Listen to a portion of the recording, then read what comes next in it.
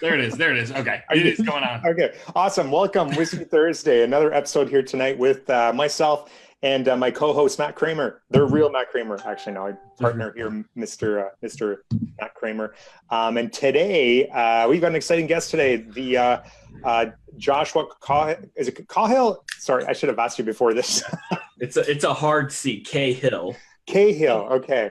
Seems like that would have been one of those things that you would ask. I know. Yeah, it's all good. But I mean, he does have the mustache marketer right there. That's all you need. Right. So, AKA the mustache marketer. Josh, we're really excited to have you on tonight. And I'll let Matt do his thing here with the chatbot notifications and get everybody, as many people as possible, on here. Yeah. We'll give it a few minutes here for some people to join. But while we do that, before we get into your story, what you're doing, where you're at now, where you were, all those things, you got to tell me about the beard. Got to hear about it. Give us the history. What's going on there? Like it originally started when I got out of the military because you're not allowed to have a beard. Mm-hmm. So you have to shave every day. So that when I got done with the military, that was kind of my thing. I'm like, I'm not shaving anymore. That's it. Yeah. So it kind of grew from there. But then I've had like in my corporate career before, I've had like jobs where you've had to shave here and there. So I just really got tired of it. That's a small spark of why I wanted to be an entrepreneur, because nobody can tell me to shave. So it kind of just grew from there. Yeah. And it's my style. Like I mean, this is really good because you guys are Whiskey Thursdays, but I'm almost 2 hours away from bourbon country. Like bourbon is like a big thing around here. It's my thing. I have a huge collection. So it kind of fits in with my like personal style of bourbon, muscle cars, beards, mustaches, stuff like that. Yeah. Harley Davidsons, Sons of Anarchy. Yeah, exactly. Because you're from Cincinnati, right? Correct. Yeah. And then you're not that far away. Tell me again the story about Cincinnati and the river, and then across the river it's illegal to drink or something, right? Or is it the other way around?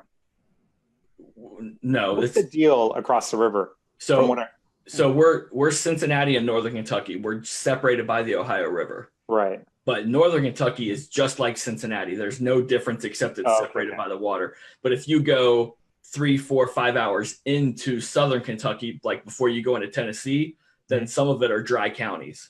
Okay. Oh, yeah. So you can't drink. Some college campuses that are Southern Kentucky are dry campuses. You can't drink on college land or whatever. How do they maintain their business? Yeah, exactly. How do they maintain students? They go out to the next county and buy it and bring it back illegally. Oh my gosh. That's wild. Yeah. Anyways, okay. They just made like weed illegal everywhere. So, I guess we're way beyond that. Yeah, we're just now getting the medical card places where you can get the card to get your marijuana. Okay, so you got to drive all the way up to Michigan, like 2 hours. Yeah, I don't know. I don't smoke, so I don't know all the details, but we're seeing the medical places pop up now, not the dispensaries, but just a place to get a card. Right on. Yeah, I don't smoke. Well, Matt knows all about this. Matt, you got to. I said you know all about this. I mean, you got a whole career behind you on. Matt, are you industry? Are you in Detroit? Yeah, I'm just north of Detroit. Like Royal Oak north or Birmingham? Yeah, about 10 minutes. Well, no, about 15 minutes from Royal Oak. So even more northwest. Gotcha. So over like West Bloomfield area. Okay, gotcha. Yep. So awesome. Not really Detroit at all, but Detroit. No, not at all. Yeah. It is so close. It is so close. I mean, you could be in the hood by accident and just not even know it. Yeah, it feels close, Shane, because we're right next to Pontiac. You've got Detroit, then you got Pontiac, then you got Flint. Like, there's a whole lot of places you can get shot. Yeah. You don't just have to go downtown. We have variety. Awesome, guys. Well, hey, listen, if you're watching live, hashtag live, but let us know where you're watching from. Hopefully not from Detroit. It's not that bad. We got quite a few people on. We got Andy, what's going on? Lisa, Joel, Albert, how's it going? Anthony Mann is here. Pat's here. Alina, awesome. Amanda, Flex, Jimmy, how's everybody doing tonight? Also, let us know, are you currently an agent or a marketer? So let us know where you're at, and are you an agent or are you a marketer? And don't forget, #live if you're live, #replay if you're watching the replay. So, Josh, you've got a big old bottle of what is it, Eagle Rare? Yes. Tell us about it. So that's probably one of my favorite bourbons that I drink and collect. It is so close. It is so close. I mean, sorry. Yes, it is that close. It's a 10-year bourbon that you can get for about $30 or $40. So it's probably one of the best bourbons you can get for a cheaper price point. Nice. But the problem is it actually is rare. So as soon as they put it on the shelf, if you're not there that day, you're probably not going to get it. Oh, really? So it's like you got to know it's coming, or you have an inside track on it? Yeah. All right. Well, I don't know if Shane told you, but it is customary that our guests send us their favorite bottle of whiskey. Okay. So we'll send the addresses after the show. It might take me 6 months to find another bottle, but I'll get it. That's okay. We can wait. We got time. Yeah. We got time. We do this every week. So. Yeah. Awesome, guys. It looks like I'm the only one that's actually drinking anything. Like, this is Whiskey Thursday. What are we doing? We just don't have our bottles out. I only drink wine. Like, I know this is Whiskey Thursday, but whoops, my camera fucked up. There we go. There you go. We were censoring Shane. But yeah, like it's it literally censored out your wine. Yeah, if they don't pay to put the brand on there, the guest will be the one who can show it. So yeah, let's get into this. So Josh, we're excited to have you tonight. You've got some history with chatbots, which is really cool. And then you you started with the chatbot side of things, then you got into the real estate marketing side. And now it looks like, you're pretty active inside of the group. You've picked up a bunch of our courses. So have you niched down into real estate now? Is that? Yeah, 100%. Well, we're the real estate industry. So I've had 1 or 2 mortgage clients, but generally real estate agents, but the real estate industry as a whole is what we service now. Mm-hmm. Right. Awesome. Good stuff. So give us a little bit of background on, how you got started, what you started doing, and then why you jumped into this industry. Yeah, this crazy world of real estate marketing. Yeah. Josh, did you have a bot that was out there in ManyChat that was like a Wheel of Fortune thing where no, that wasn't me. That wasn't okay. Cause I could have swore I saw maybe it wasn't that one. It had to be something else, but I saw you had a flow a pretty popular one that was for reviews. Okay. Yes, that's what it was. Okay. Yeah, I found it both the same day. So yeah, we did the review one, and then ManyChat picked it up, put it on their blog, so it got a lot of exposure from that. And you just gave it out. Yeah, that was just part of helping people, just value. I love it.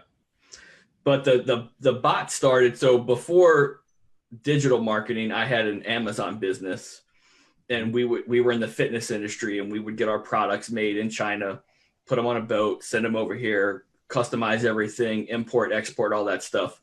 But the problem is, similar to playing on Facebook's playground, when you play on Amazon's playground, they're in charge of everything. Mm-hmm. And this isn't a political statement, but whether you like Donald Trump or not, when he came into office, they raised a bunch of the import and export taxes and everything like that. So we had to basically discontinue doing business with Amazon. Amazon was raising prices. The government was raising prices. So it was harder to get stuff in. Really? And when you're just a little guy, we're not bringing in boatloads of stuff. We're bringing in like half a container. So your prices aren't as good as bringing in like a full container, like a semi load of items. Tell us a little bit more. Like, I didn't even think about how that would affect, Amazon players. Because most Amazon players get their stuff made in China or Philippines somewhere, obviously not in America. It's usually too expensive for quote unquote, like the little guy. Mm-hmm. So the business was just me and my wife coming up with these products, making this stuff. We had our rep in China that would give us like the mold and get everything done. Yep. And then we would pay for the production run, send samples, all that stuff. And then when it was time to order product, you would order 2, 3, 4, 10 pallets at a time, throw it on a container ship and send it over. Okay. And then would go through customs. It would get checked. Like all your stuff all the time gets flagged by customs. So that's another thing. If you don't have enough stock coming in all the time, your stuff might be stuck in customs for 30 days and you run out of stock on Amazon. Yeah. And so it's just like this crazy ball of like problems that keep happening. And then prices are going up and prices are going up. So. And how well were you doing on Amazon, if you don't mind us asking? Like we were doing really good. Before all of that, we were over 10 grand a month. Okay. Of product, like of top line revenue. Mm-hmm. So we were doing really well. We're selling like 25, 30, 40, 50 pieces a day, depending on what specific product we had going. Mainly Facebook ads? No, mainly Amazon's own PPC platform. Oh, okay. Yeah. Yeah. So you can do a lot of things with their version of Google AdWords. Yep. Because Amazon is just like a giant search, just like YouTube is a giant search engine. So that's where most of everything comes from. And then you try to differentiate yourself on the back end with coupons, putting stuff in the boxes to mail out to your customers, to leave reviews, things like that. Mm-hmm. And of course, email. Okay. Well, that's where my problem started, was with the decline of email. I wasn't able to pick up repeat customers, and you're constantly starting over. So with the decline of email, ManyChat came into the scene, and I'm like, okay, now I think I can see that with a chatbot, I can engage these customers without having them to delete my email or whatever the case is. So that's where the whole chatbot thing started from, was because I had a problem with my own email on the Amazon side of the business. Okay. So you're doing a lot of I guess, what would you say you're doing with the email? Were you getting repeat customers with that? Or yeah, I mean, follow up, buyer's guides, like when you would buy, like say we had like a set of resistance bands that you could work out with, and we would email you like workouts and things like that just to keep you engaged with our brand. Okay. But people weren't opening the emails, just like today. It gets worse and worse. Like you're lucky to get 20% open rate, that type of thing. Mm-hmm. So when were you doing this that you noticed the difference? That was about 3 years ago. Okay. So it literally hit about the same time that ManyChat came onto the scene. Right. And there was ManyChat and ChatFuel, and you sided with ManyChat. Correct. Okay. Cool. So did you use ManyChat in the Amazon business? Well, we tried to, but it was hard. Like at that time, there wasn't a bunch of Zapier stuff. There wasn't a bunch of, there was no API in ManyChat at all. Right. So we still were finding it hard to engage with the end user, because we still had a way to try to contact them and get them into Messenger at the same time. So it was still a battle going back and forth. And ultimately, that's one of the reasons that led to higher prices, less engagement, less communication. We just decided to cut ties with Amazon altogether and then move into the chatbot world. Yeah, it'd be kind of cool if they'd let you use a growth tool or something inside of Amazon somewhere. Right. And believe me, Jeff Bezos gives two shits about what anybody wants. They don't care. So we stopped that last year. Officially was the end of that business. Okay. But we were doing this at the same time, but that was our last year of full-time Amazon. Makes sense. Okay. Why did you get into this industry? What pushed you in this direction? I want to ask a different question. Okay, go ahead. So why is it that you got into this industry? That's the same question. I'm just kidding. No, it's not, because I'm adding. I'm kidding. After having a conversation with me, because I remember. So way back when you first got your first client, you and I had a conversation. I was actually on my way to Orlando. I was sitting in the airport, and I remember this conversation like it was yesterday. And you were just getting into this and asking questions about what to run, what kind of campaigns, things like that. And we talked probably for about a good 45 minutes or so. And that was a trial client. Actually, I think it was a friend of yours that you did that. Yep, and exactly. You kept going after that. So why? Yeah. Well, I mean, I've always battled with myself, like if I wanted to be a real estate agent, and I never made the jump to be an actual agent, but I knew I wanted to be in the real estate industry. I love the industry itself. the houses, the markets, the rentals, the investment, just the real estate industry as a whole. Mm-hmm. So I knew I could put my passion into that and be on the marketer side. So that was kind of my way into the industry. Okay. Interesting. So you started with that first client. What ended up happening after that? We worked together for about 3 months. The first campaign we ran, he got 16 pre-approvals. Nice. And I think he closed 1 or 2. I don't remember how many he actually closed. Okay. But so even though we're friends, he didn't want to continue. Like, that happens, whatever. Right. But that's what sparked the results, the case study, everything that came from that to be able to kind of push forward. And that was a trial too, right? Yeah. Like you weren't charging for that. No. The first thing was a trial, and then we turned into $750 a month for a couple months. Right. So he made a fortune. Yeah. Wow. That's awesome. Now, a lot of people are against trials. So tell us, like, would you do that again? No. It kind of puts you into the place to... Yeah. Even though, it's kind of a 50-50, because if you have nothing to go off of, you probably need to do a trial. Right. Would I do it now? No, because I'm already past that. But if you're literally starting from scratch and you have no results, you have no case study, you probably have to do a trial. It's not the best solution, but you probably have to. Or, unless you know a buddy, again, that can help you, and maybe you charge them $500 a month and help them get everything set up so it's not a full-on trial. But if you are approaching a cold lead with 0 results, they're probably not going to trust you. Makes sense. It's not just that too. You may not want to do that to a client, take their money. Exactly. And another thing, a trial in the real estate industry almost means nothing, because if you run a trial for a week or 2 and you spend a couple $100, you're not going to close a deal. Yeah. You'll have leads as a result, but you're not going to have any true measure of what's working. Right. It's not like e-commerce or plenty, like most of the other industries where you can actually get a result. I sent a dentist 50 clients and he sold $5,000 worth of stuff. Yeah. That doesn't happen in the real estate industry. So getting real estate trial clients, it's a little bit of a different animal. Yeah. Yeah. It's funny with people coming to us a lot of times, we're like, yeah, we have a course. It's really great. If you want to do the easy thing, it's not real estate. Yeah. We'll tell them like flat out, if you want to do the easy thing, it's not real estate.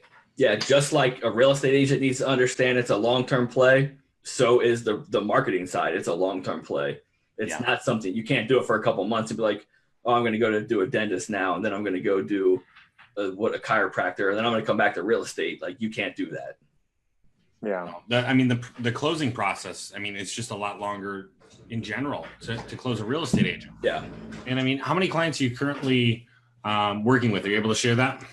Yeah, we're staying anywhere from between 5 and 10. We're not at the place to like hyper growth yet. It's just me and a very, very small outsourced team here and there. So we stay between 5 and 10.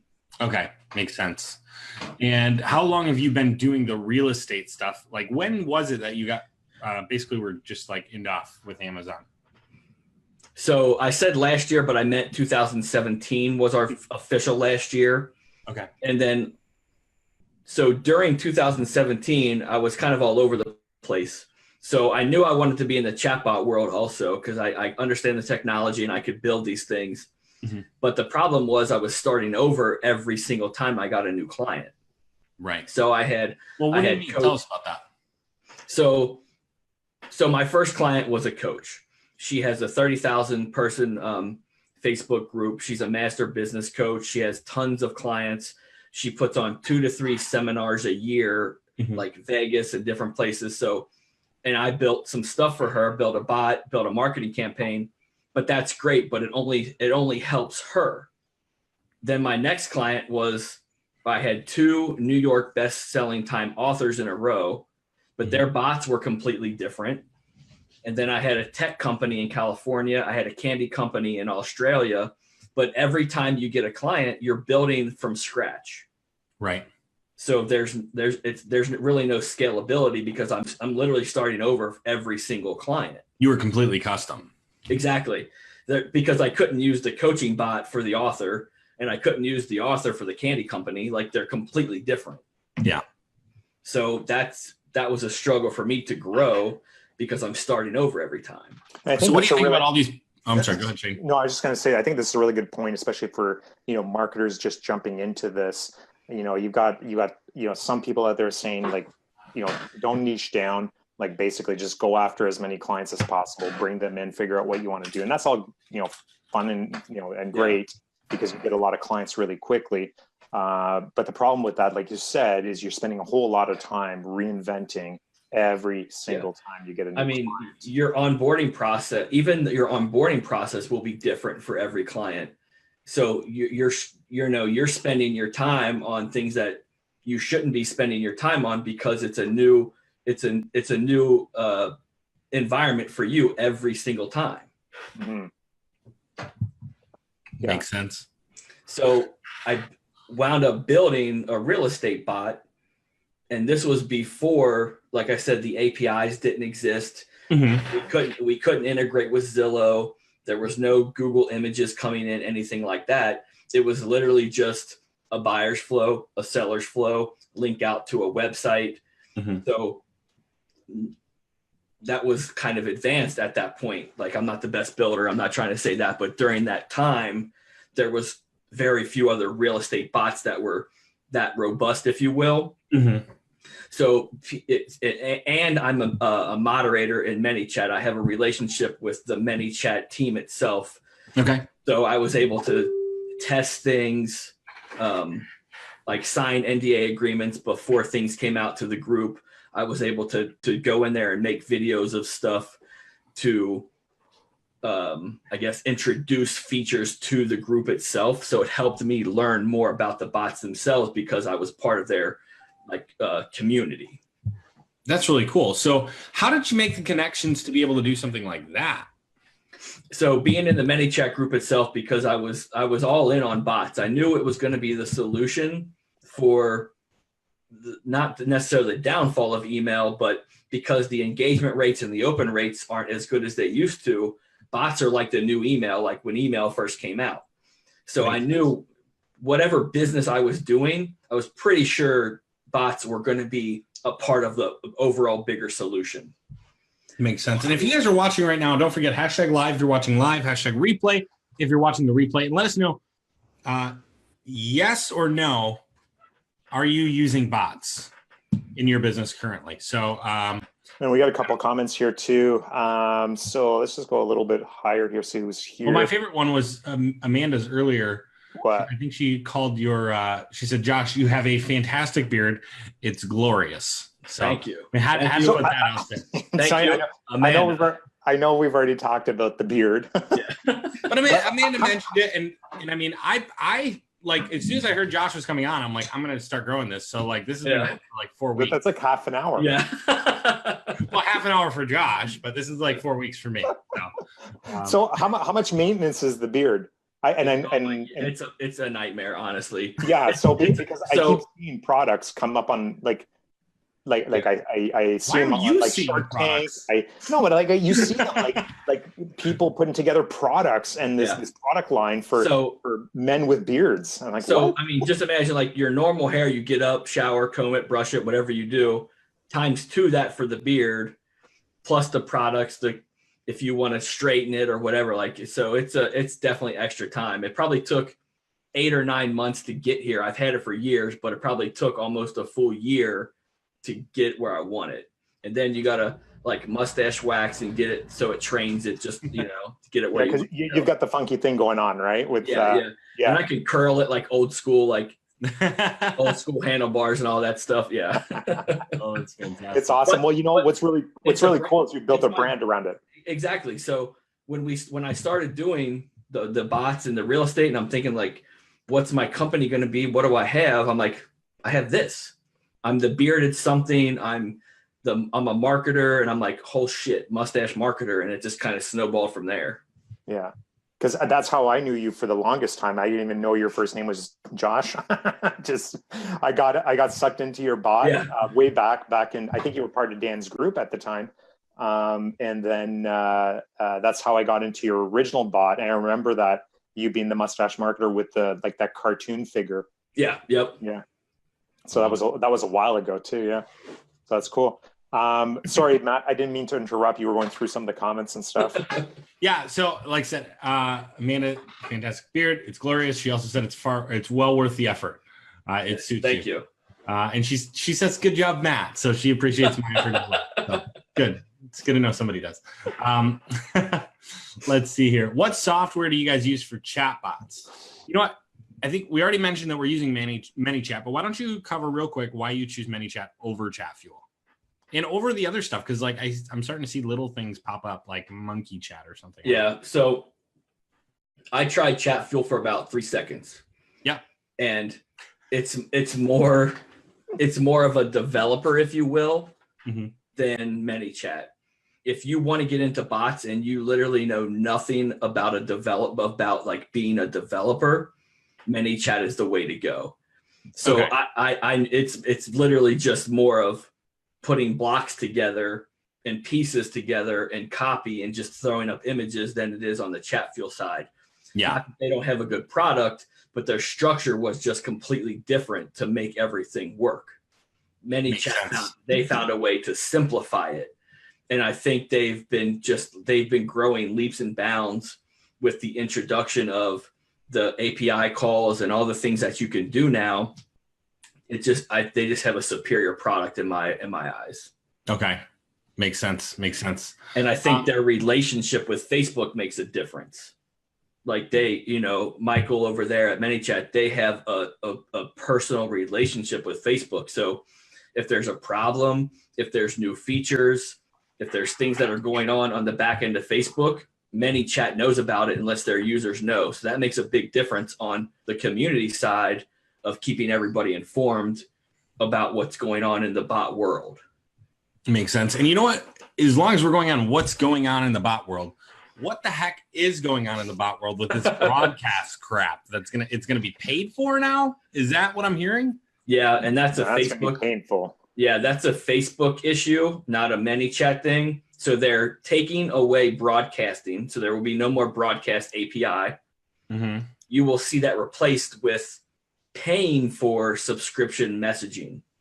So, now, is it going to be similar to, do you know quite a bit about the situation currently, or is it, okay. Yeah. Is it going to be similar to sponsored messages inside of the ads manager?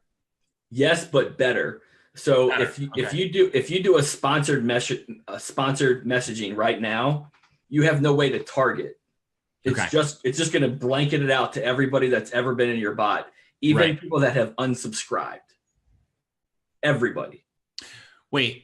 Oh, if you do a sponsored. Okay, gotcha. Yes, which is bad. Like, why would you want to waste your dollars on people that have unsubscribed? They unsubscribe for a reason. They don't want to hear from you. Mm-hmm. So pretty much nobody does it right now because the sponsor messages aren't really where they need to be. Yeah, I've seen a couple of people doing it in the affiliate space, but nobody's doing it, as far as I know, in like the service based. Yeah. And I mean, I've never done it. I rely on my actual bot, and then I rely on sequences. So is this going to change? Like, can you make a sequence that just goes 180 days or? Yes, you can make a sequence. It doesn't matter anything about that. The only thing you can't do in the sequence is try to sell something unless you follow the 24+1 rule. So all the regular rules apply. It's really for the people that were blasting their audience every day with like a sale, or more like e-commerce people, or people trying to sell a digital product over Messenger, which is completely illegal. Now you can talk about it and engage with the bot and take them to your website and sell it, but you can't buy it or purchase a digital product inside Messenger itself. Oh, really? People were doing that? Yeah, people do it all the time. That's something I had no clue. I didn't know that. Yeah, right. So if you were to say, "Hey, we gotta stop that stuff we're doing there, Matt." Yeah. So if you say buy my course, and then you use the embedded buy button inside Messenger, that's against policy. you will either get banned or you'll get your whole account shut down if Facebook finds it. Makes sense. Makes sense. So you basically want to give value in the bot and then link out to your website. Right. Makes sense. And now what about like the people out there that use kind of the baity questions? Like, hey, have we been able to help you so far? Yes or no? And then as soon as they engage, they use that as a means to promote. It's black and white. What all Facebook says for the 24 plus one rule, which is 24 hours plus one follow-ups. So I can send a message. Mm-hmm. If you engage with the bot, which means you click the button, you typed an answer. Yep. Now I'm allowed to sell you something for the next 24 hours. Right. So you could use something baity like that. Like, hey, have you found your home yet? Yes or no? And they click no. And then you could meet with me this week now. Well, but in my opinion, that's not selling something. Okay. So it's kind of black and white, because that's kind of like booking an appointment, but you're never going to sell a house from a bot and pay for it. Correct. Right. Yeah. So I think it's more along the lines of people working on it. We're working on it. Make sure you're in the beta. No, yeah. I'm kidding. So more e-com is the problem. Yeah. And people that are just spamming for digital to make sales in the bot. So that's and Facebook knows that. It's not like they can't monitor. They know what's going on in the bots. Mm-hmm. They see the messages. So I think that's why they're getting rid of the broadcast. And of course, Facebook is for profit. They want to charge you 2 or 3 cents to send a message. Now, and the other thing, like, what about like you'll see these daily deal bots and stuff like that, and people will subscribe to them, and they'll actually sometimes it seems like they're farming out their broadcast to other companies and stuff like that. So how are those kind of companies going to be affected? You know, because those kind of companies can also do for mortgage people a lot of stuff, because mortgage people. Right now, daily deals are illegal as far as Facebook is concerned. On the actual terms and conditions, one of the examples that they give are daily deal sites are not really. Yeah. Okay. Cool. So they're going to have to have to start paying 2 cents a message or 2 cents a subscriber, 2 or 3 cents, depending on, it's a bid strategy. Is it going to be a bid strategy, or is it like 2 cents a subscriber? Nope. It's not going to be a flat fee. It'll be the bid platform, just like everything else. So like you could potentially be bidding, let's say you have 120,000 people in your audience. You're going to send a broadcast out. You might be bidding against individual people who are in other broadcasts that are supposed to go out that day. Is that right? Probably. I mean, we don't know yet, but it's not a flat fee. It's not like it's going to be 2 cents per person. Okay, let's say it's a penny a person. If you have 120,000 people in your bot, which we've got some bots with over 100K, like you now have to pay $1,000 to send a broadcast. It's looking like that now. That's supposed to happen in July. If it's going to happen, we don't know yet, because everything is hearsay until it actually happens. But that's so make your money, get your pages shut down ahead of time. Yeah, do what you got to do. Just kidding, I didn't say that. But you're okay if you follow their rules. If you build your bot properly, I've never had to even worry about using a subscription message. Okay, because we build the bot itself, and then you subscribe them to sequences, and when people interact with it, you can send them a free promotional message. Okay. So you don't necessarily need to do broadcast. It might be every once in a while, like an old school email blast, but I don't think people are freaking out. It's not really like the end all be all. Okay. I'm going to see if we can go down a rabbit hole here that might end at a really big golden nugget. So let's see.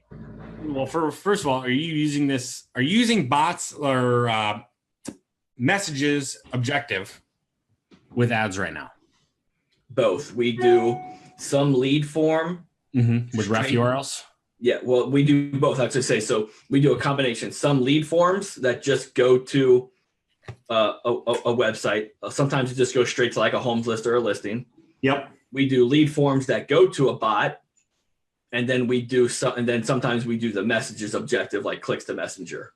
Okay. So we'll test, see what works best, and go from there. How are you getting them into your bot when you do a messenger objective? I use the keyword trick. Okay. So we do the same thing, but I don't know that we've ever had anybody on here talk about it. So would you mind explaining that?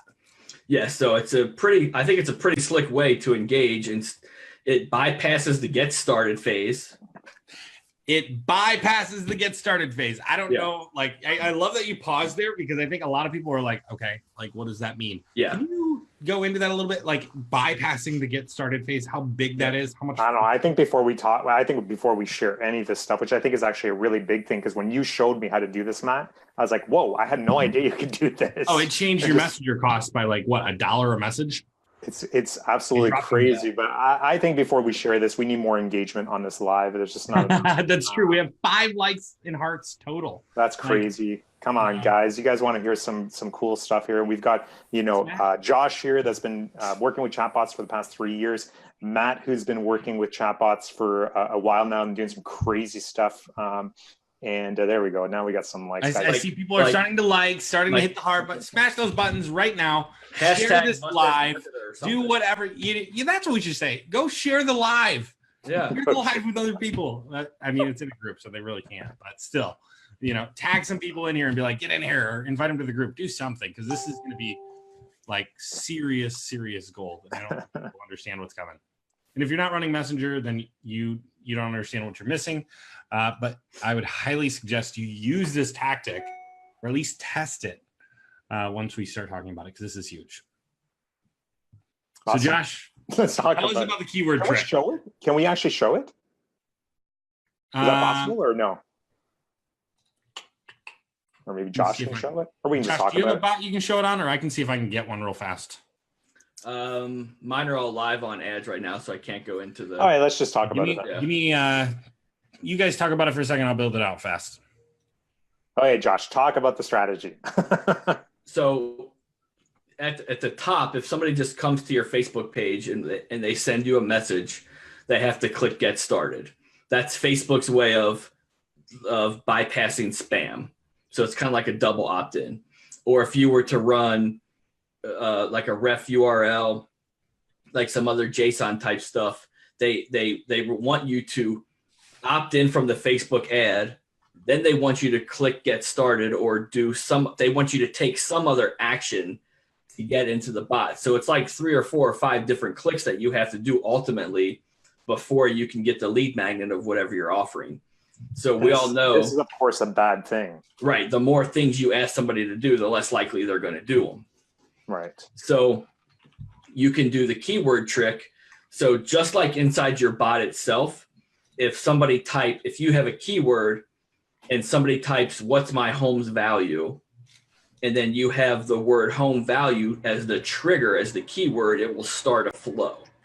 It would start your home value flow, or the buyer flow, or the seller's flow.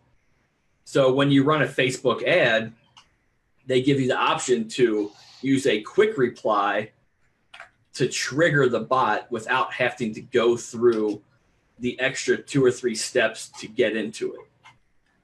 So they have to click the ad, they have to click the keyword, and then they have to click the button to get the lead magnet.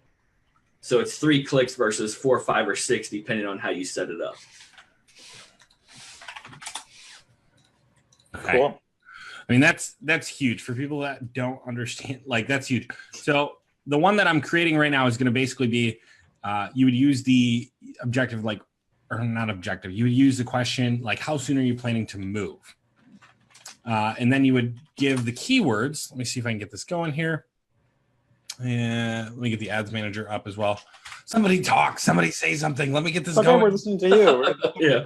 Everybody's watching you, Matt. Come on, let's go. Everybody, the entire audience here, 27 people plus the 2 of us. The pressure's on. Build this out.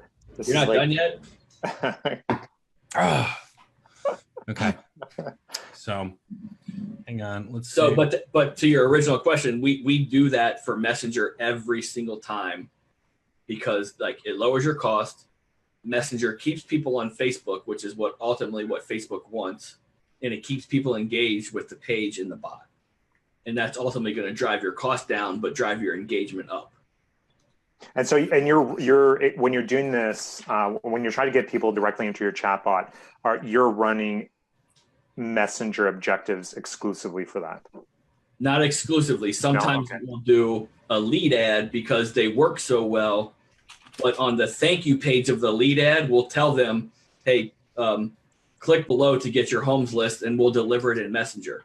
Right. And But then, I guess my question was, if you're trying to get people into the bot directly from the ad, you're running Messenger campaigns exclusively? correct. Yes. Right. Okay. Yeah. So you're not doing anything like traffic? No traffic to it. No. Strictly click the message.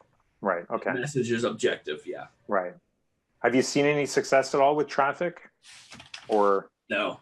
It's No. it either doesn't work as well or it's a higher cost, which pointless anyway. So I think the keyword trick is probably your best scenario. Right. Cool. So Matt, what's going on here? We're all waiting, all 20, 30 of us now. I want like the crowd to go nuts before we're gonna nuts. Like everybody jump up and down. Hashtag go Matt. See here. Let's go. Let's just go. about done. Also, Josh, what are you seeing for messages cost? Anywhere from under $1 to $1, $1.50, sometimes 30, 40 cents, depending on the campaign. Wow. So per subscriber. Yeah. Per what they call it now, per new message conversation, which they're about to change that to, but per like $1, $1.50 per message. Right. Okay. And then, so unless you're ready, Matt, I can ask some more questions. I will be ready in just a second here. Like, how long is it? Just a second. Okay. So, boom. I think I have it right now. Boom. Boom. Okay. So that should work. We can't see nothing. I got to share it, dummy. Cheers, everybody. Cheers. Yeah. I just, you know what, Josh? I just noticed your T-shirt. Mm-hmm. I just noticed. Yeah, I just noticed that. My favorite thing is that his and I know things. My favorite thing is that his computer has covered most of it up for this entire show, and it just says "I drank." Yeah. I think I like that shirt more than the regular. Like it's Whiskey Thursday. Why wouldn't I? Yeah. We gotta get a couple of T-shirts made up for WT. Are we ready? Yeah, we've been waiting for a long time here. So we're in Ads Manager. Shane, you'll have to edit this now. But anyways, later. Why? I don't know. Anyways. Oh, okay. So here's the ad, right? So it says, buy real estate and get off my page. Click below. Dummy. Did you click yet? Anyways, here's what we create right here. Hi, Matt. How soon are you planning on moving? ASAP. Whoa. You're going way too quick here. The people that don't understand this, like me. Okay. What normally happens here when you. So normally what happens is they would click learn more right here. Yeah. And when they click that, this is going to pop up in their messenger chat. Okay. But instead of clicking get started, like normally, if you're not running one of these, it'll pop up and you'll have your welcome message, which you can indicate that they need to click get started, but you're still going to have to click get started down here. And a lot of people don't. Right, Josh? So can I interject here? Please expand. So you can actually do this. So again, this is just another technique. You're doing it the standard way. Oh yeah. If you do it the custom way, it's a one-click entry. So if you click on custom. Yep. And then go to down here where it says frequently asked questions, change that to quick reply. Yep. And then now whatever keyword you create in ManyChat, say homes list. Right here. Well, this is what I did on mine was, ASAP 3 to 6 months, 6 to 12 months. Right. So it just depends on how you want to approach it. But if you just want one keyword, make it homes list or whatever the lead magnet is, you're not giving them options. It just depends on the way you want to approach it. I typically just give them one keyword. They click that keyword. Can you give us an example of the question and the keyword? It's no question. I'm telling them what to do. So let's say it's for a homes list, and it would say, "Hi, Matt, just click homes list below." Here's another one I've seen as well. I've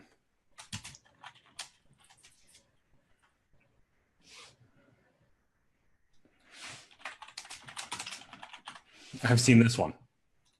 Yeah. So that's the same scenario. So I'm not asking questions at this point. I'm just delivering what we promised from the ad. Exactly. So that's why my keyword, not more than likely, is going to be homes list, view listing now, whatever the case is. And then that's my keyword. So all the user has to do is click the button, and then it starts the flow. And then right here, you just create a new rule. Right there. Exactly. And then that would start. Keyword, and then you could select a flow. Exactly. You can add an action. You can do tags. You can do all sorts of stuff right there. Exactly. Perfect. So that's what, in general, what your ad's going to look like instead of going through the JSON code or the ref URL, all that stuff. And you guys better like and heart and smile and do all that stuff right now, or we are just going to end it. Because like, if we're going to give that kind of gold out and we don't get some kind of like immediate gratification, what's the point? My mustache is leaving. Hashtag Team Mustache.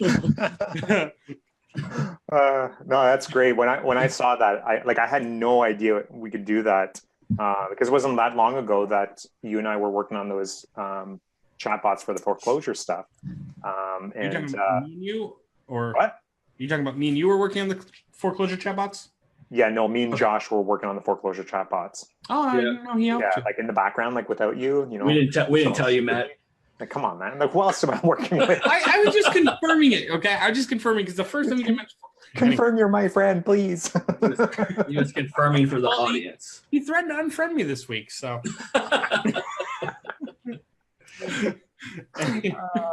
But yeah, so we're just.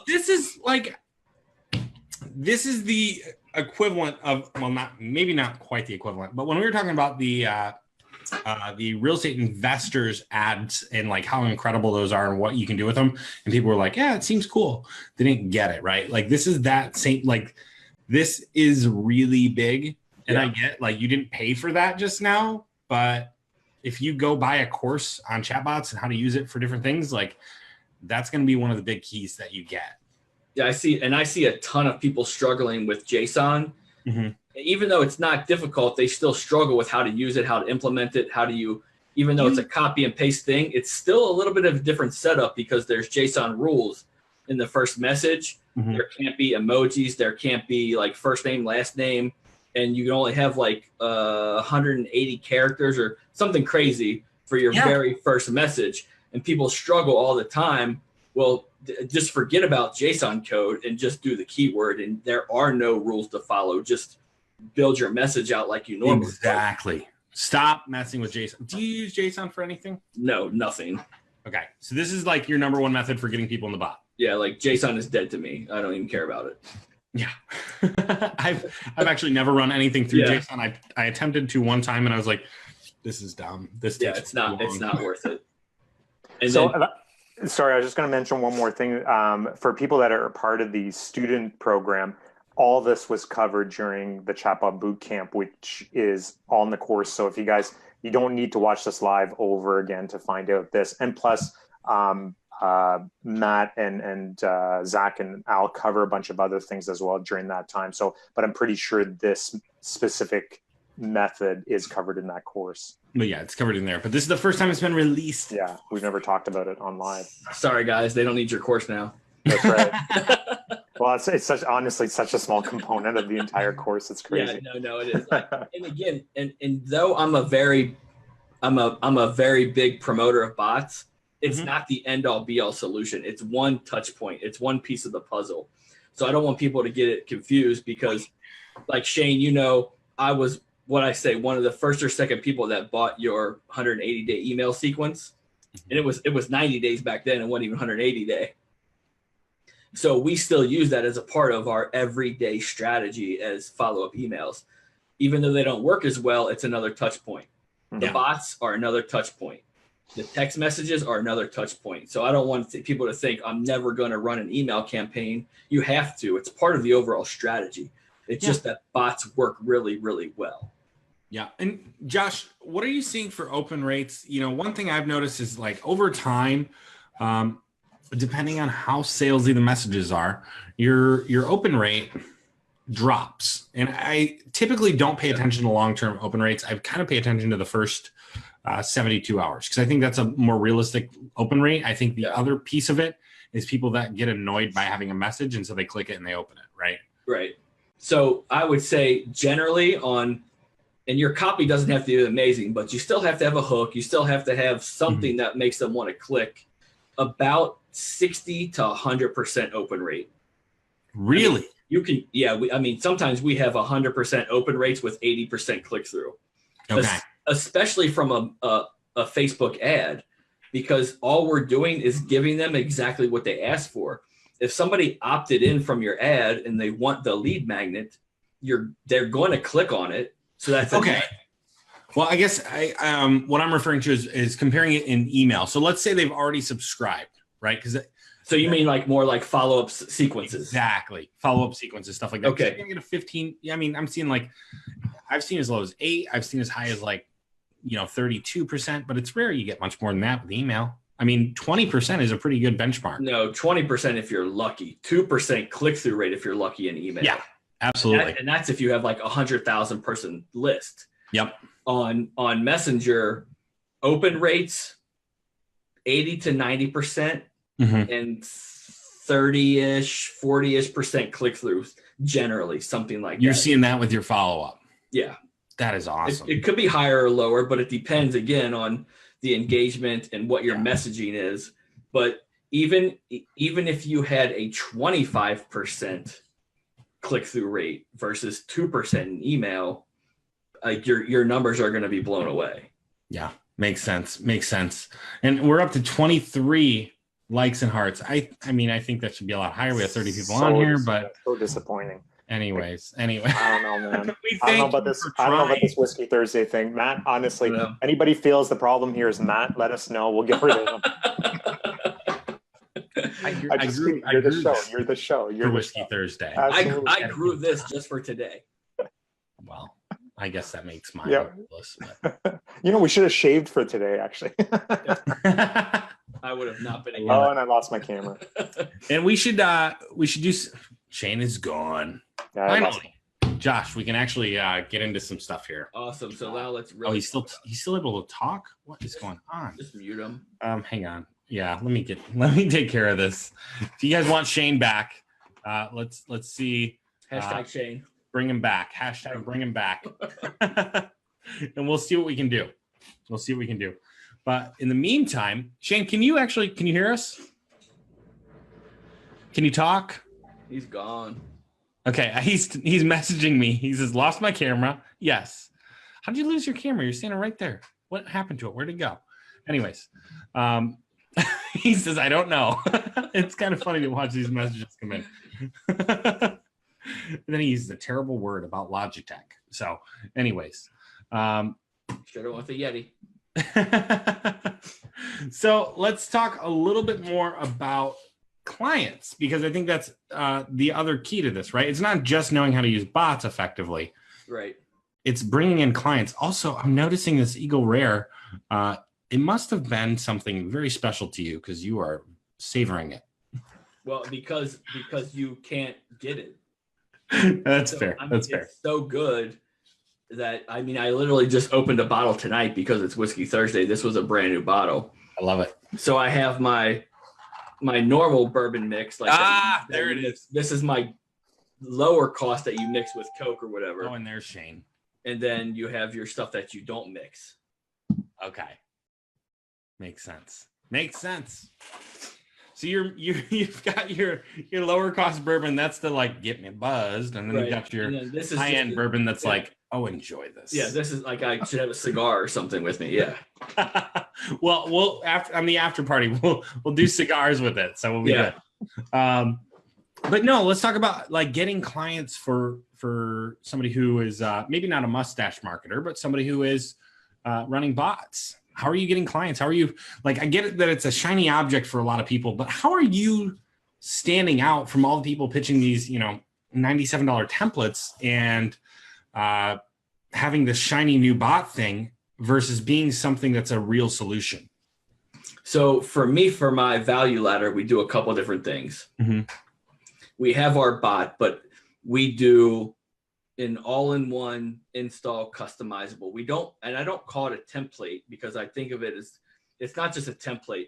So if somebody sells you a $97 template, after they sell that to you, they're probably going to step away, and it's on you to figure it out, which is fine. It's a $97 product. And honestly, they're typically not even templates. They're usually flows. Like I bought a few of them when I was getting started, and I didn't completely understand this. I mean, that was, just over a year ago when I was really just diving into bots. And, I bought a few of them, and I was just like, okay, this is like, coming from a real estate background, I'm like, this is not going to work. Yeah. And you're like, now what do I do with it?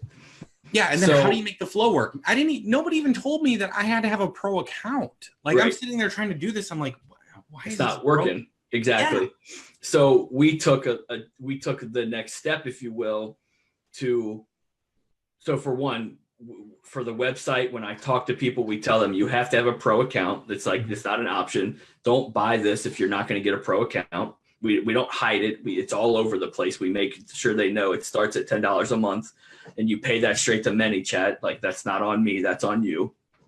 Mm-hmm. But I guess our value is that we are all in one. Home value. We link out to your lender site, a buyer's flow, seller's flow, reminders, notifications. We ask the proper questions that pretty much every real estate agent is going to want to know. What are you looking for? Bedrooms, bathrooms, square footage, pre-approval. So we go through all this flow and then when we transfer that information to the agent, they know what they're getting into, and they can have an intelligent conversation before they know what they're getting into before they even pick up the phone or text message them or whatever the case is. Makes sense. Install it, we customize it, we put the pictures in, we put their Calendly link. We do everything the agent needs to do to be successful. We don't just sell a template. We're selling that service. It's a one-time fee, and we set it up, but they can run with it. They don't need to do anything else. So, I mean, okay, while you think about your thoughts there, Matt. Well, I think about my thoughts. Hey, Shane, thanks for joining us. Yeah. Can you guys see me now? What happened there? What the hell's wrong with this camera, man? Oh my God, this is a brand new camera too. And this was based on your recommendations here, Matt. Dude, the C920. I mean, that's what I bought. It's the C920. What are you running, Josh? Yours is really clear. The $50 Logitech HD something. I don't know. I bet you it's a C920. God. Probably. It's just the small, like little rectangle one. Yeah, it hooks to the back of the computer screen if you want. Yep, that's it. All right. See, sorry, Shane. You just got a defective one, man. No, it's a Canadian version. I was gonna say you need to come to the US, go to Micro Center, and we'll get you a regular one. It's the Canadian version. The ones that works. So I want to talk about this value ladder that you have, because I think a lot of marketers that are getting into this, or marketers that are into this and are trying to get real estate agents. I really love your strategy for getting clients, because you have a low ticket offer that you can downsell to, or you can bring in clients directly on that offer. I always say it's much easier to upsell an existing client. What are you laughing about? It's always a lot easier to upsell a client after you've gotten them. And you've done a great thing here where you've put together a product, a low cost product, which still makes you a little bit of money, but brings a client. Sorry, you keep saying low cost. How much do you charge for this? Well, my bot is $600, so it's not. Okay. I mean, it's not high ticket by any means, but it's not $100 either. No, but it's in, a lot of us are pitching, $2,000, $2,500, $3,000, $4,000 packages. And you're going in cold with that, right? As opposed to, driving your traffic or your, to that $600 offer, or even a $300 or $400 or $500 offer. Yeah. And then from there, building the relationship so that you can get them up to a $2,000, a $2,500. And that strategy is very effective. And the best part about it is because the bot is already built. Again, this is where I go back to, I don't want to recreate. I don't want to work with a dentist, then this, then this, then this. I already have the bot built. It is a template, but nobody really knows that. I just duplicate it to their page and customize it with their business details. Yeah. You get it done in one day, and you paid me $600 for it. So it makes sense to scale because it's already done. so I don't have to learn a new bot every time. It works for everybody, and you just customize their business details for the specific bot. And it pretty much has what they want.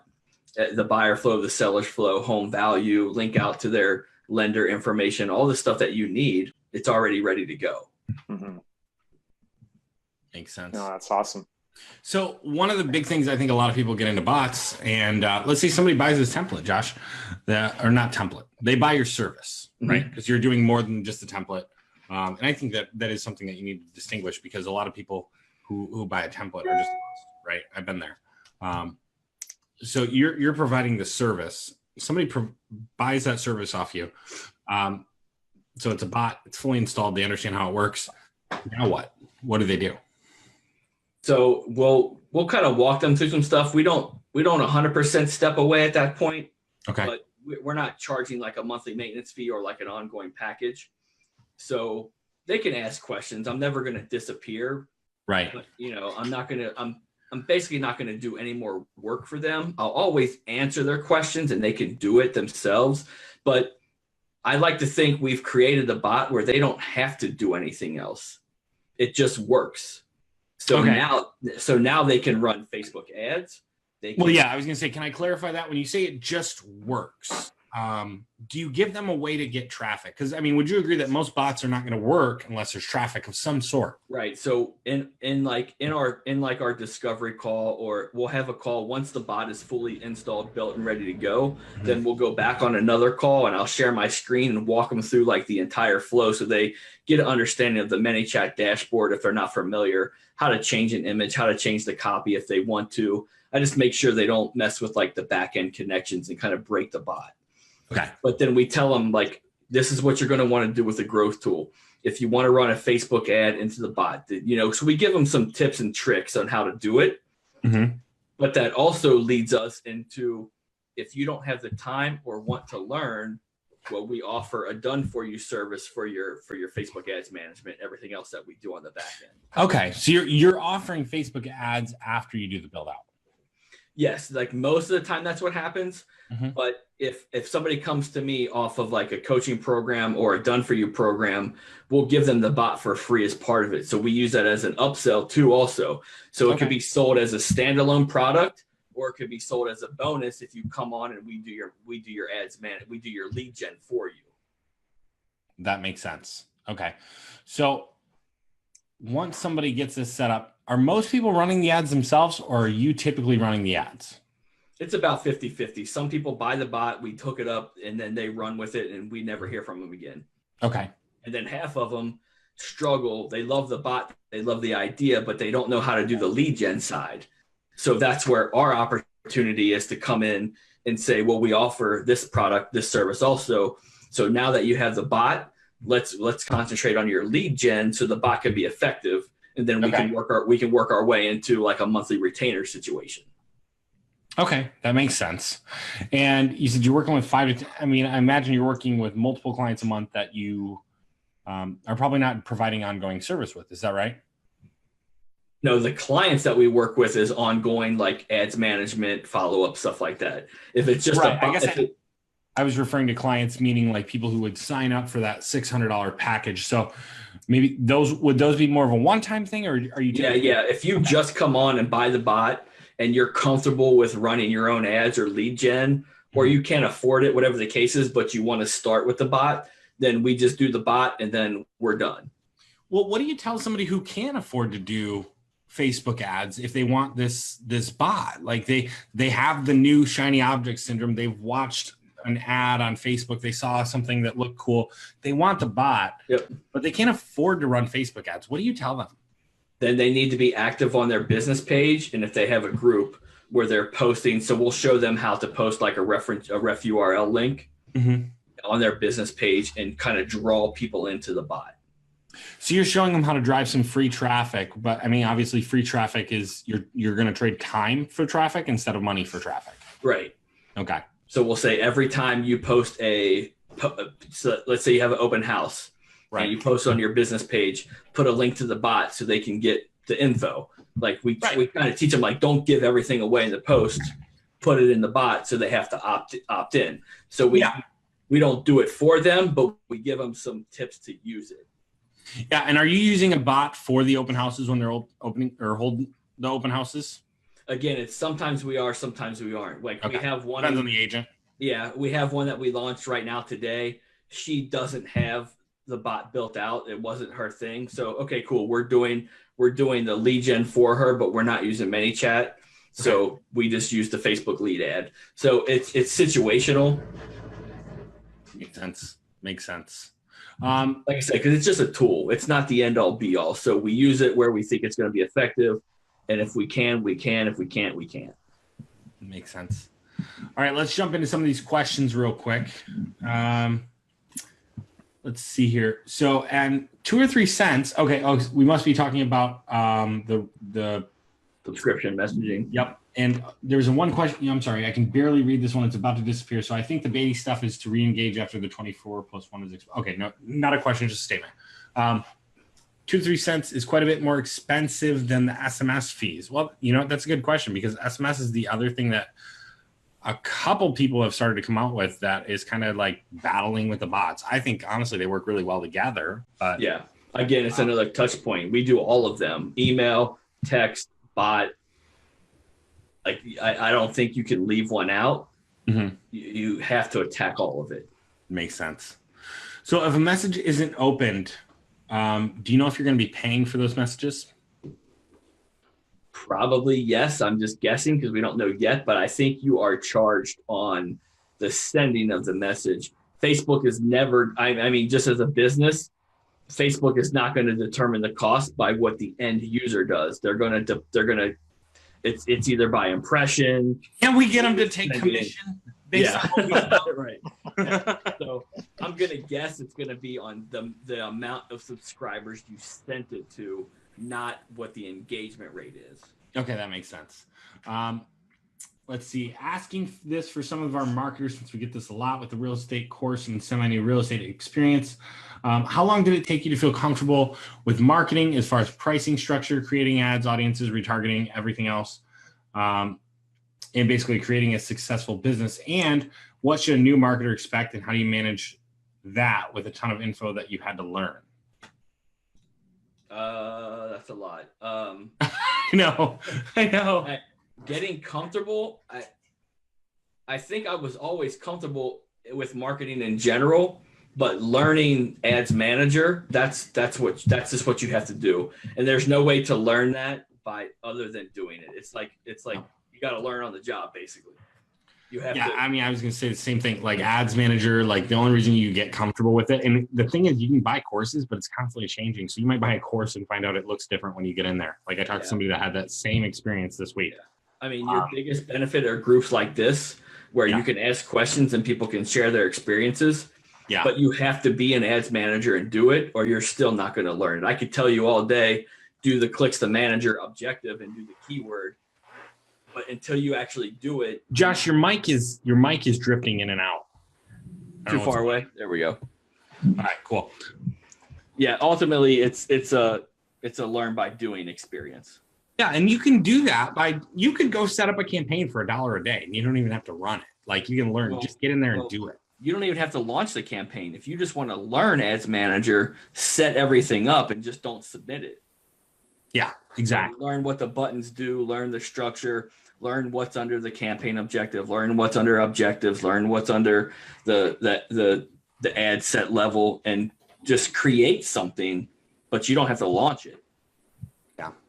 So as a new marketer coming into this, what would be your advice to them for getting started? I think it's probably just your age old, like content is king. And go to chiropractors and dentists. No. I think you have to put out good content for the attraction part. Yeah. Well, and you're one of the few people I've seen that's done that way. Because, I mean, the way that I heard of you was ManyChat, in the ManyChat group, and I see you had this flow and that flow. And at one point I was looking for different flows, and that's how I got them.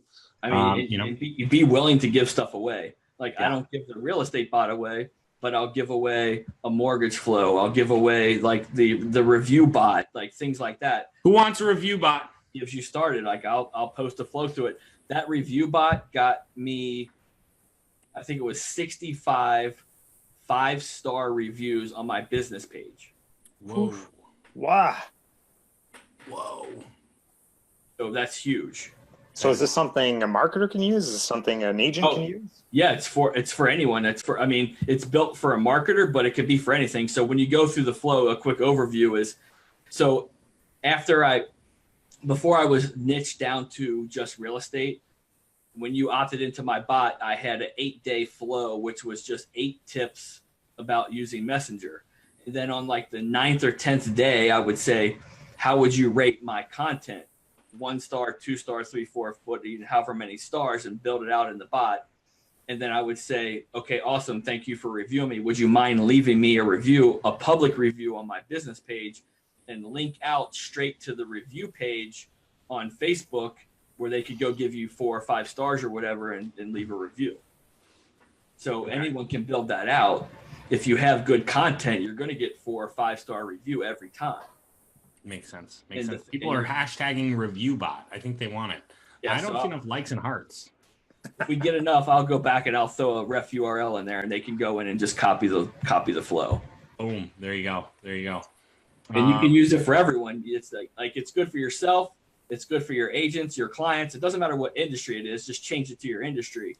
You know, we should make them go do a review for real estate marketing and conversion mastery page, and if they do, Josh will send you a link. Yeah. They better be a 5-star review. If I see less than 5 stars, boot. And kind of the way we approach it is like your Facebook business page is your new business card. People are going to come check you out. Mm-hmm. So when you have 60 or 70 5-star reviews, well, there's your verification right there. Yeah. Yep. Absolutely. It's that social proof. Exactly. It's huge. Yeah. I mean, when we looked at people's Facebooks with a company that I know of, we looked at people's Facebooks before hiring them. Yeah. I don't know if that's allowed in certain areas, but anyways. And then if people are building out a bot, a coaching program, a done for you program, after you have, 10, 20, 30, 40 reviews, now you're taking screenshots of those reviews and you're putting them on your sales page. I love it. Everybody sees. So that's exactly what I did is, take 15 or 20 of these reviews, copy them and put them on my sales page. So when people go through my stuff, there's your review.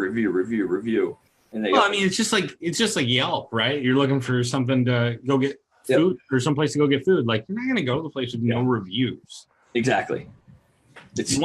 Has the best reviews, has the most reviews, has something, right? Has an experience that they offer. And so this is a way to get that. I think that's huge. So what I'll do, I'll also, if you allow me to send it out, if we get enough likes and comments, and then I'll give them the bot, and I'll also link them to ManyChat did a blog post about it. Mm-hmm. So I'll link them to that so they can go find it to actually show how to build it out for themselves. Boom. There you go. This would actually be. I think we only give it out if we see a really clever hashtag asking for the bot. Like I see a few different ones coming in. I want to see something clever, and then everybody's got to jump on board with that one. And if you as a mob can agree, then we'll do it. I think that would be so cool. All right. Sorry, Shane. I interrupted. That was rude. It's fine, man. It's fine. Anyways, all I was going to say, this actually would make a really good lead magnet. Yeah. Like really good. If you could get an agent and you could run this chatbot for them, then document the entire case study and then send that out to agents that have no reviews on their pages. Yep. That'd be huge. It's like, hey, I can do this for you for $100. Can we book a meeting? Yeah. And we build it into our flow.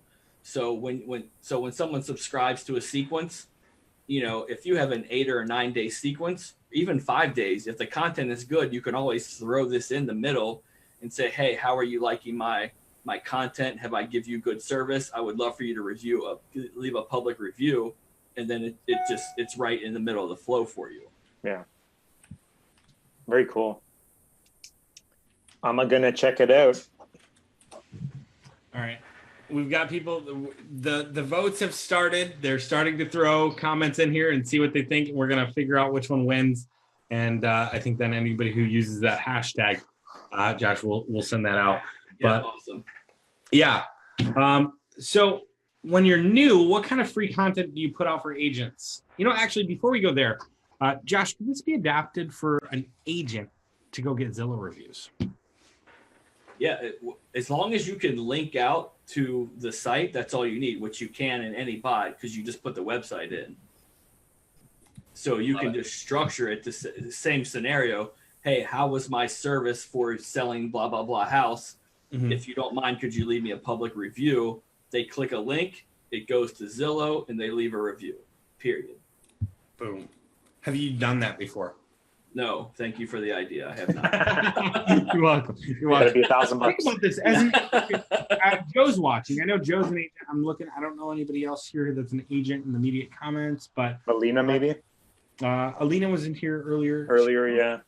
But okay, so Joe's an agent. Joe, if you're watching, or anybody else is an agent, if you're watching, like if you were able to take a bot and put that on your page and get your family, your friends, your past clients, and everything to go and give you Zillow reviews, like, what would that be worth to you? And we're not going to charge you for it. We're just saying, like, what is the value of having another 5 to 10 Zillow reviews at 5 stars? Like, what's that going to do for you? And actually, so you could do this. So typically, I obviously I'm not an agent, but when you're at the closing table and everything's done, your client's pretty happy, right?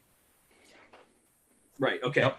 So you could do it right then and there because you can take your ref URL, which is what's going to initiate the flow, make it a bit.ly link, like review Matt, whatever it is, give that to your client right then and there after closing. It pops up on their phone and they leave you a 5-star review.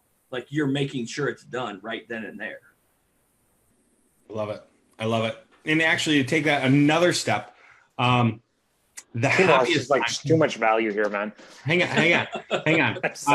Also, by the way, I'm picking, like, no one's agreed on the hashtag, so I'm picking one, and Amanda crushed it with Gandalf's Magic Bot.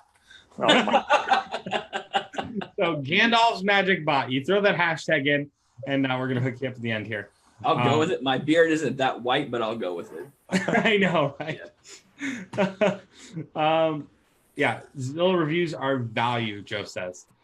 He definitely paid for them. Reviews are gold, says Alina. At least 200. Joe says 10 to 20. Joe, you're discounting it. 10 to 20 bucks. That's what he would pay. 10 to 20 bucks. Like cheap Joe here. Joe. Jesus. Well, he can only sell so much blood, man. Are you?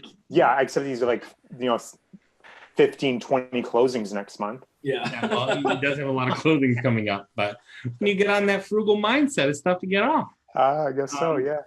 Got to spend some of that commission. What's that? Got to spend some of that commission. What I was going to say is actually the best time to ask for a review is when the house goes under contract, assuming it was for a decent price, or when the buyer gets their offer accepted, because they're never going to be happier than that moment that they got the house. Like, closing will be a great day for them, but there's a lot of things that can happen between there and closing, right? So, so the overall point is take that ref URL and make it a bit.ly link, and you can text it to your client, and they can just do it right then and there. Exactly. It's awesome. Exactly. We need to do something with this. I think this is like big for bait, for like getting more clients for a small product that people can work with, And we should expand on this a little bit. Thanks for sharing, Josh. Yeah, no problem. We're building out these magic systems, right? Gandalf's Magic Bot. This is great, though, guys. If you're getting some value out of this, you can hashtag whatever you want, but hit the like button. But also, what? Oh, I'm sorry. I thought I interrupted. You're good. All I was going to say, I know, Josh, you have a YouTube channel with a ton of content. If people want to check you out, is there another way somebody can go check out what you offer and check out some of your videos and things like that? What's the website, or where should they go? So pretty much everything's Mustache Marketer. So Instagram, my business page, YouTube channel, Mustache Marketer. If you search it, we have your chat bot as well. So go to your business page, get into the chat bot. Yep, it's all Mustache Marketer.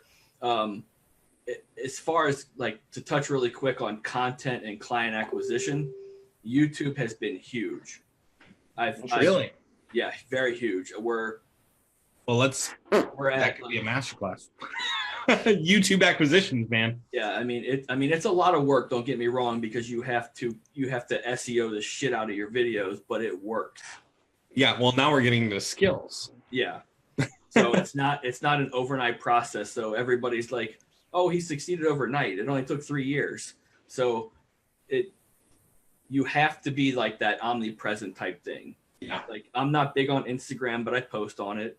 Mm-hmm. We do our YouTube channel. I mean, we only have 2,000 subscribers, but we're at like 25 or 30,000 views just on one video, 10 or 15,000 views on another, and it all adds up. Yeah. You have all these people coming in that are asking questions, commenting, and then, you know, in your description, you SEO it right. You put a link to your funnel, you put a link to your coaching program, you put a link to the bot, whatever the case is. It's just another way to be everywhere. Love it.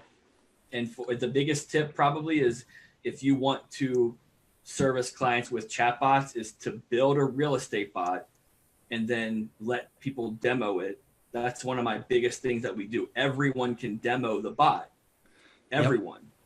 I've done the same thing. Yeah, you can demo the bot, and then I have a link in it that says, "I want the real estate bot," and when they click it, it takes them to the website where they can buy it. Well, guess how people are going to be getting the Gandalf's Magic bot today?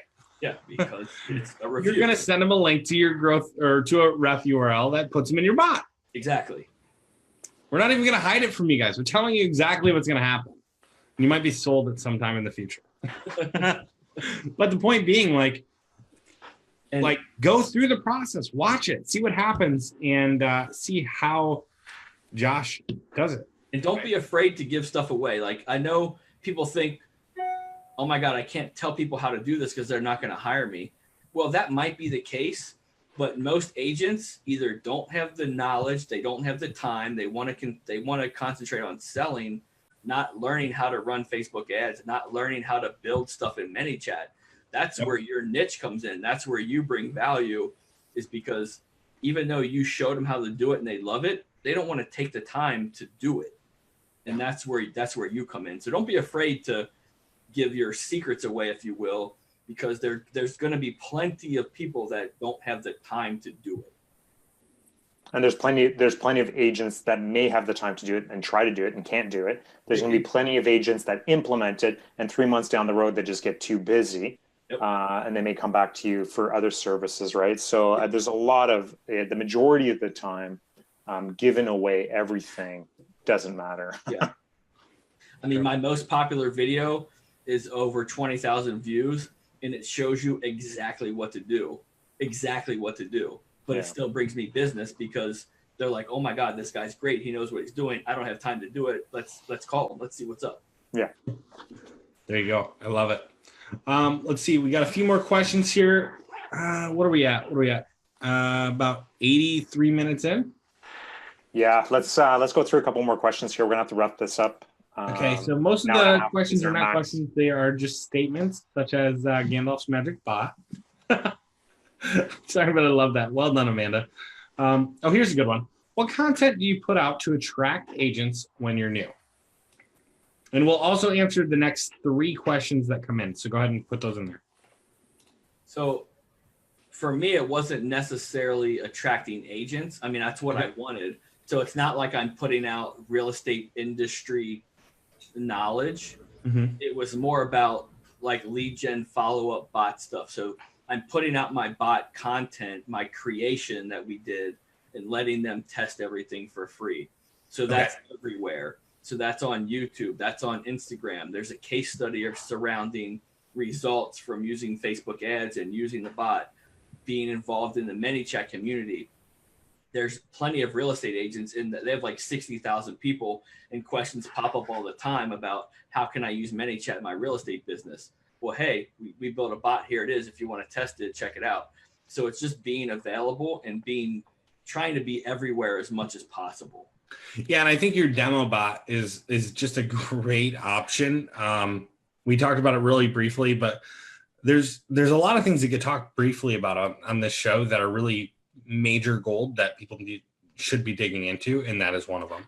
You know, the demo bot, and don't be like you said, don't be afraid to show them everything. The demo bot is the exact bot that they'll get, and we've created the bot to mirror the Keller Williams, Gary Keller's like kind of overall strategy of 33 touch point, all that kind of stuff.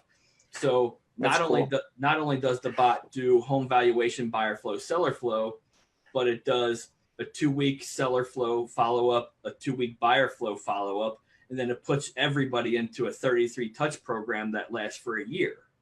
Yep. So we've kind of taken that 4 laws of lead generation and made it digital. Like Gary Keller wrote the book years ago for more like postcards and stuff. We've kind Millionaire Real Estate Agent, right? Yes. Amazing. Yep. If you want to learn your audience, get that book. Everybody in the there's that book. Which one is that? Everybody in the real estate industry should own that book, Millionaire Real Estate Agent, the Red Book. Yeah. If you're at KW, they call it the Red Book. You know? So, Millionaire Real Estate Agent. I read it all the time. I have it with me. I've highlighted it.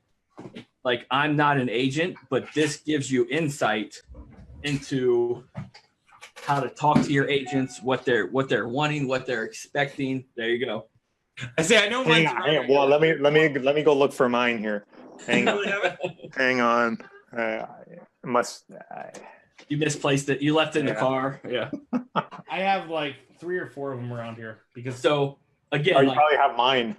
Again, it's not like the end all be all, but because I wanted to learn my audience, which is important. This helped me do that of thinking they want to run their career like a real business. And all those keys to running it like a real business are there. Yeah. So that 33 touch program, that what is it, the 50-to-1 ratio, the 12-to-2 ratio, all that stuff, we've kind of taken that mentality, but turned it into digital. Yeah. I mean, they've been working on a version 2 of that for so long, but they keep like going back to the fact that the first one still works. So it's pretty interesting. So again, it's not like that's another where we come in with value, because this isn't a template. This is an actual like system. This is an actual bot that's going to passively and actively get you leads, follow up with leads, and help you close deals. And it's by the same people who wrote the book, The One Thing. So if you ever read that, it's another amazing book. Shane just sorry he hates reading. No, nice. Hang on. Like, forget education, you guys. I'm out of here. No, we do have a couple of questions real quick. Let's jump into these. We said we'd answer 3 of them. So let's jump in. Josh, couple of tips on ranking your YouTube videos. So what would be the number one thing that you do to rank a YouTube video? So on YouTube, it's keyword. Think of YouTube overall as like Google. And where do you put the keywords? In the title and the description. Okay. So title, description, keywords. Yeah. There's a company called vidIQ. So Video IQ, VIDIQ. They have a free Google Chrome plugin where when you're building out the YouTube video, it will tell you where your keywords are ranking and how good they are and what you need to do. Okay. So install that, put your keywords in, description, everything, and it'll kind of give you a good idea of where you're going to rank. Okay. So pay attention to that and watch other videos. It's just like funnel hacking. You can funnel hack someone else's YouTube video. So if you watch like Jason Wardrop or other people that are big in the YouTube real estate industry, what are their titles like? What are their keywords like? Can I do something? Yeah, Tom Ferry. Can I see what they're doing and kind of mirror it? So it's just like funnel hacking. Absolutely. But you have to do it properly so that YouTube will index it and find it, just like if you were to try to Google index your website. It's the same type of scenario. What's the name of the Chrome plugin again? vidIQ, VIDIQ. Yeah, free Chrome plugin. You don't need to pay for it. You get plenty of options with the free version. Nice. And it gives you a good idea of where you're going to rank. Some more value. My God. This Whiskey Thursday is just lit. We got 2 more questions we're going to get to. First of all, what was the name of the Chrome plugin? Can you? I just said it. Were you not listening?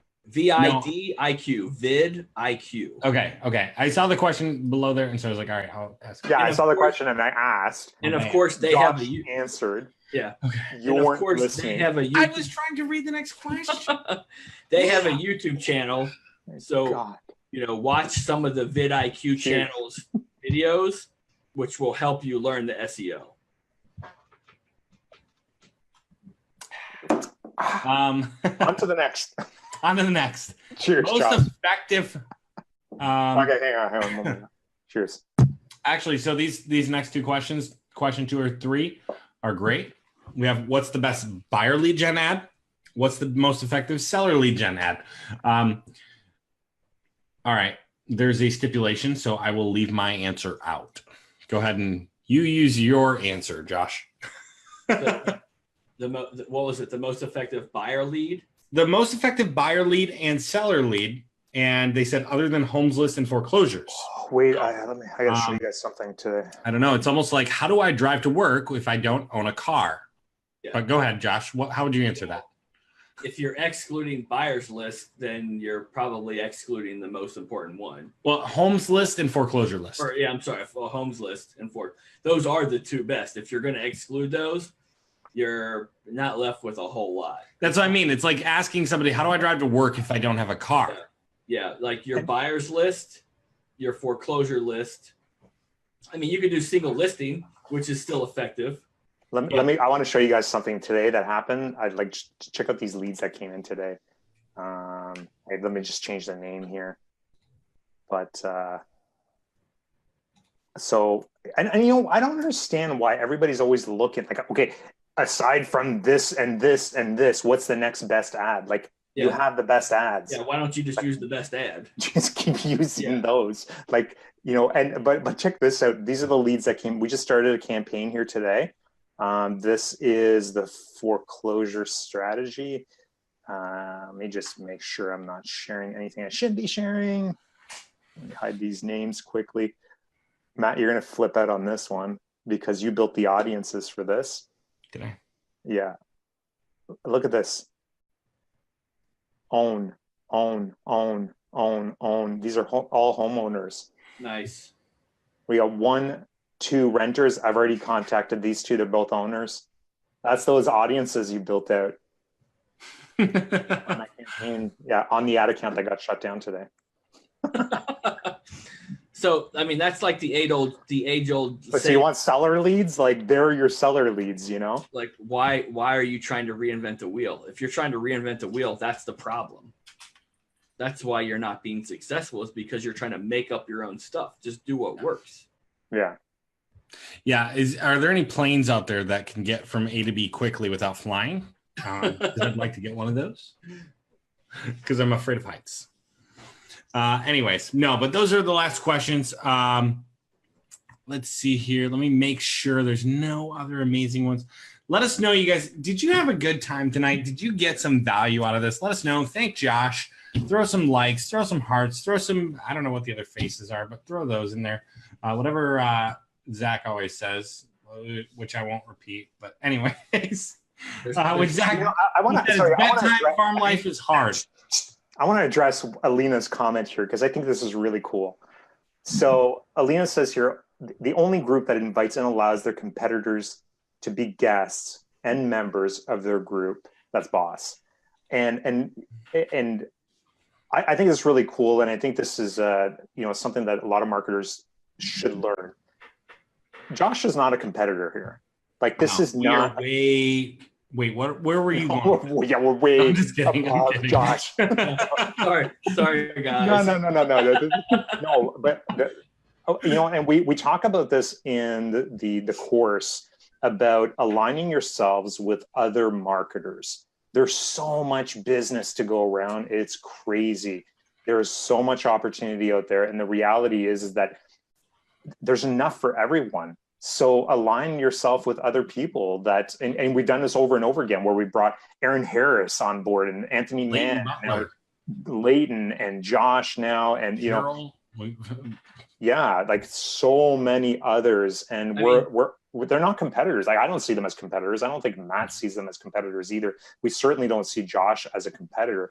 We're all working towards that one goal, which is helping each other out, building businesses, and helping real estate agents. I mean, would you guys agree that as a business, you need maybe, depending on what you charge, you need about 10 clients to have a 6-figure business? Yeah, that's pretty fair. So 10 clients across the U.S., 10 to have a 6-figure business. Yeah. So honestly, why would we be competitors if I can't find 10 people to work with me across the entire U.S. and Canada? And the coolest thing about being friends with Josh is he shows us so much that we get his clients' names, and that's how we get our next clients. Yeah. No, I'm just kidding. I'm kidding. Well, I'm gonna call. I just saw that. Yeah, thanks. I just sent Shane a message. I'm like, I know. It's like you just showed the client's name. What are you doing? I'm like, crap. Whiskey Thursday, right? That's the way it is. I'm gonna book up the calendar so no one else can book an appointment. Oh man, no, that's great. But it's true. Like there's more than enough business to go around. There really is. And honestly, I mean, I can't even tap into my own market in Cincinnati and be like out of clients. Yeah, I had somebody the other day. They're like, if I'm in this county, are you going to give this county to other people? I'm like, dude, unless you're spending $10K a day, yes. Yeah. I'm going to give this county to other people. And what people don't understand in the real estate industry, not just because I'm in Cincinnati and this agent's in Cincinnati, we have north, south, east, west neighborhoods. Some agents only want to work in North Cincinnati. Some agents want to work in South. So they're not technically in competition. Yeah. Yep. Absolutely. We have one guy in our course. We had a call and like I think he's got 4 clients in the same community. Yeah, I think they live in the same apartment building. Yeah. It was like they're literally in the same apartment building, and he's charging them $4,000 a pop. Like big money for these realtors, and they're seeing a return. Yeah, and that's another. But they're thing. Also seeing each other's ads, which is funny because that was what the call was about. Yeah, so it's like there's so much business. Then he forgot to exclude realtors. Well, or the realtors decided not to let people know who they were. Yeah, that's right. So I would think most time we as marketers create the problem. The agents aren't the one creating the problem. We create the problem in our head. Yeah, and that's what's holding us back. 100%. 100%. Sure. Yeah, that's good. Let's see. Was that the 3? Yeah, I think that was 3. That was 3. Okay, don't forget hashtag. What is it? Gandalf. Oh gosh, Gandalf's Magic Bot. There we go. Gandalf's Magic Bot. Hashtag Gandalf's Magic Bot. If you want this amazing review bot that you can use and that you can go and like get clients with. I mean, there's so many different things you can do. Hashtag Gandalf's Magic Bot. Make sure you like, heart, and what is that? The wow face. Give us the wow face or the war face, whatever. The wow. Full metal jacket. Do the face. Do the face, Matt. But there's like a robot emoji or something, like a chatbot emoji. Show me your war face. But anyways, Josh, thank you so much for jumping on tonight. Shane, I'm sure you have a couple things to say. No, I appreciate it. You guys had a good time. Yeah, no, Josh, again, it was great to have you. This is, it's been a treat to have you on Whiskey Thursday. We've been actually trying to schedule you in for a couple of weeks now. And I'm so glad that you were able to pop on with us. Everybody that's watched, thank you so much for being part of Whiskey Thursday and supporting and being here and just hanging out with us. I really appreciate you guys. And if you've watched until the end, this is another crazy hour and 45 minutes episode here. Hashtag Trooper. Let us know that you watched until the end. We would really like to know. And that's pretty much all I got. So yeah, also, if you guys have other guests that you want us to bring on, go ahead and throw those in the comments below, because we are constantly looking for new people that we should be bringing on the show that are going to add a ton of value the way that Josh did tonight. So if you've got ideas, throw them in the comments below. Also, be sure to tag a friend if they need to watch this. And Again, if you're watching live, replay, replay. And if you made it this far, either way, #trooper. With that, we will see you all next week, unless you're in the student group, which we'll see you on the coaching calls. So take care. Are we still live? We're still live. Shh. That's like the delay. See you guys.